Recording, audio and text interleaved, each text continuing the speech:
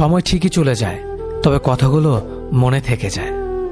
দুঃসময় এলেই মুখোশের আড়ালে মানুষ চেনা যায়। আত্মসম্মান থেকে বড় আর কিছুই নেই। কেউ তোমাকে একবারের জন্য ছোট করলেও তাকে চিনে রেখো এবং তার থেকে দূরে থেকো, কারণ প্রশ্রয় পেলে সে একই কাজ বারবার করবে। একদিন সময়ের চাকা ঘুরবে, সেদিন তোমারও দিন আসবে। কিসের এত অহংকার?